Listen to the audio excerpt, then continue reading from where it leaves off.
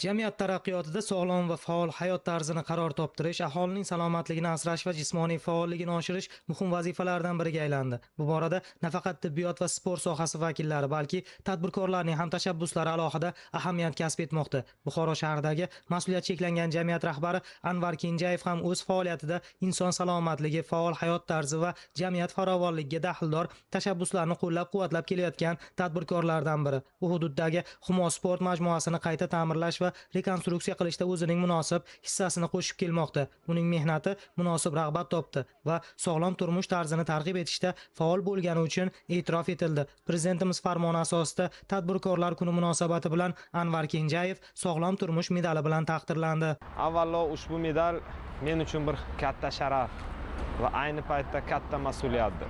Sog'lom turmush tarzi bu nafaqat sport bilan shug'ullanish, balki har bir insonni o'z salomatligiga e'tibor berish, to'g'ri ovqatlanish, faol bo'lish va foydali odatlardan shakllantiriladi.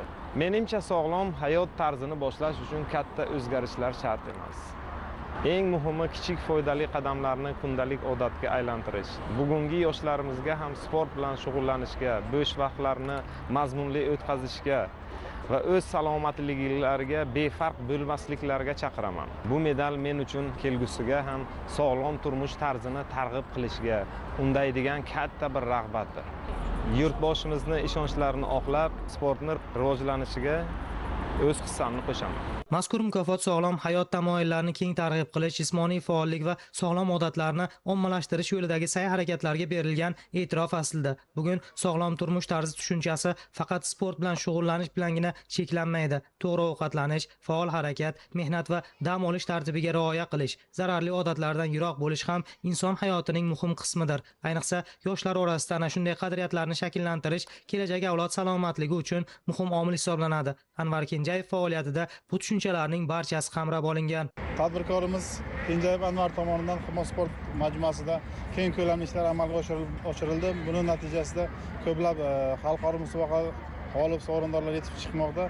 Bundan tashqari mini futbol musobaqalari uchun, mini futbol mashg'ulotlari uchun sport maydonchalari, katta tennis uchun tennis kortlari tayyorlab berilgan. Shu bilan birgalikda boks sport musobaqalari yoki sport mashg'ulotlarini o'tkazishda keng ko'lamli ishlar amalga oshirilgan. Ko'plab sportchilarni sportga qiziqishi va zamonaviy sport inventarlari bilan ta'minlanganligini ko'rishimiz mumkin. Ota-onalarimiz kutishlari uchun, kutib turishlari uchun ko'plab o'rindiqlar va soya salqin joylar tashkil etilgan.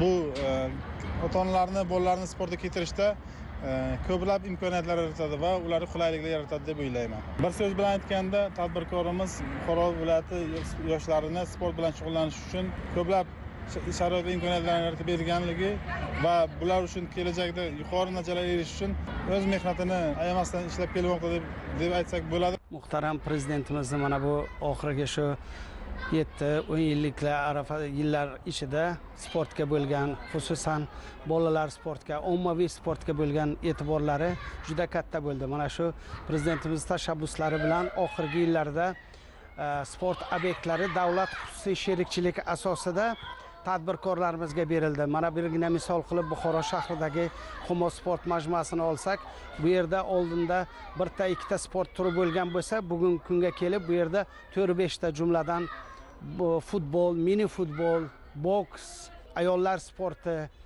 tennis sport turlari bilan shug'ullanib kelyaptilar. Hamma ota-onalar, biz nuroniylar, mana shaxsan men o'zim nabiram ham shu yerda mini futbolga qatnasha boshladi. Oldin borardi, bir kun borib, 3 kun, 4 kun bormasdi. Hozir bu yerga ishtiyoqi juda baland, chunki hamma shart-sharoitlari bor, kiyim-kechaklari, sport anjomlari bilan to'liq ta'minlangan. Bu bilan demoqchimanki, mana shu davlat xususiy sherikchilik deganda bu ommaviy sportni rivojlantirishga katta e'tibor beriladi degan deb hisoblayman.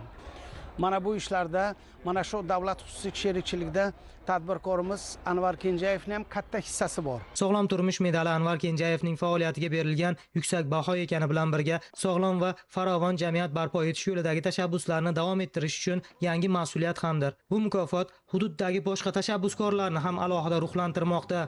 Futbol maktabimizni ochganimizdan beri 10 nafar bola bilan ochgan bo'lsak, hozirga qadar 50 nafardan yuqori bolalar ko'payib ketyapti maktabimizga. xalqaro turnirlarda ishtirok etib, birinchi o'rinlarni qo'lga kiritdik. Buxoro viloyat bo'yicha ham birinchi o'rinni qo'lga kiritdik. Bolalarimiz bilan shug'ullanish uchun barcha sharoitlar mavjud. Biz albatta bolalarimizni milliy terma jamoaga tayyorlashga bor kuchimizni beramiz. Men o'zim 15 yildan beri sport bilan shug'ullanaman. Bu sport bilasizmi, barcha ayollar uchun kerak. Baxt gormonlari oshadi, hayotga qiziqishi oshadi. Avvalambor men sog'lig'imni o'ylayman. Sog'lig'im birinchi o'ringa turadi. Ana shu sport bilan shug'ullanganimdan beri men bir marta ham vrachga murojaat qilmabman. Men 15 yildan beri ana shu Humo sport majmuasiga kelaman. Men juda ham xursandman. Bundan 5 yil oldin kelganimga bu yerda sharoit uncha yaxshi emas edi.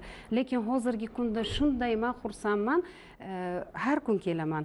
Ana men qo'shnilarim bilan kelaman, dugonalarim bilan, opa-singillarim bilan kelaman. Men xohlaymanki, hamma ayol kelsin, hamma ayol go'zal bo'lsin, chiroyli bo'lsin, sport bilan shug'ullansin. Bu yerda hozir shunaqangi sharoitlar yaxshi, ana ko'rib chiqsangiz, ayollar uchun hamma sharoitlar bor. Hamma joy toza, hamma joy ta'mirlangan. San o'zinglarni gapi yo'q. Menga yoqadi. Prezidentimizga juda ham minnatdorchiligimni bildiraman. Men yana xohlaymanki, bizning safimiz ko'paysin. Ayollar kelsin, uyga o'tirmasin, kelsin, sport bilan shug'ullansin, sog'lom bo'lsin, kasal bo'lmasin. Biz qachon ayollar sog'lom bo'lsak, bizning kelajak mevalarimiz sog'lom bo'ladi. Sog'lom jamiyat faol insonlar tashabbusi orqali shakllanadi. Faol insonlar esa yurt taraqqiyotiga ulush qo'shib, uning yanada rivojlanishini o'zining asosiy maqsadi deb bilishadi. Xuddi shunday tashabbus egalarining rag'batlantirilishi ularni yanada faolroq bo'lishga undashi bor gap.